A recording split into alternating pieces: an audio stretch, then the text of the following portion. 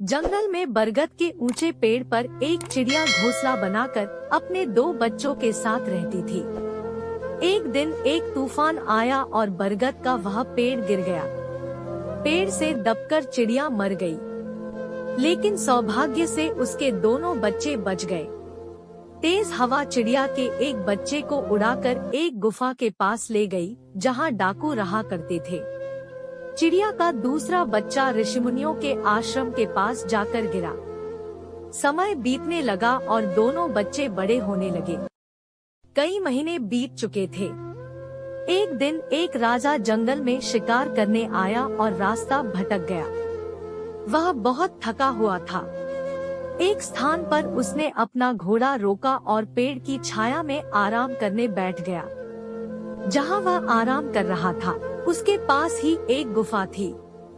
राजा ने आंख बंद ही की थी कि जिस पेड़ के नीचे वह आराम कर रहा था, उस पर बैठी चिड़िया बोल पड़ी, जल्दी आओ, इस आदमी के पास ढेर सारे आभूषण हैं।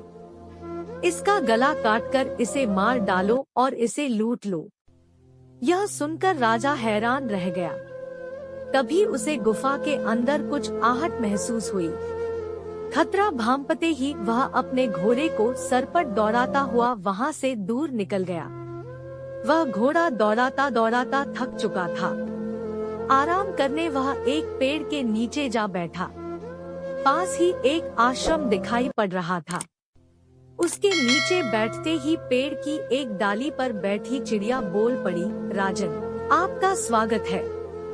इस समय आश्रम में कोई नहीं है। ऋषि बाहर गए हैं, किंतु आप अंदर जाकर आराम करिए। कुछ देर में ऋषि आते होंगे।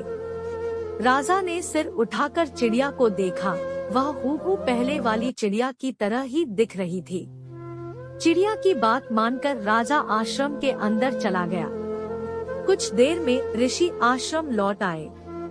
राजा ने उन्हें प्रणाम किया। ऋषि ने राजा के लिए भोजन पानी का प्रबंध किया।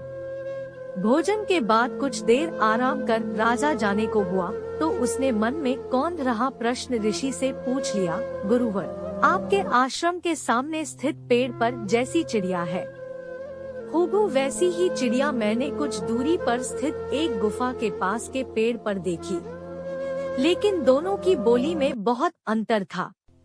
मैं हैरान हूँ कि एक जैसी चिड़िया होने के बाद भी दोनों में इतना अंतर। राजन, वे दोनों एक ही चिड़िया से जन्मे थे और तूफान में बिछड़ गए थे। एक डाकुओं की गुफा के पास उनके संगत में बड़ी हुई और उनकी बोली सीख ली। एक हम ऋषियों के संगत में बड़ी हुई और हमारी बोली सीखी। सब संगत का खेल है।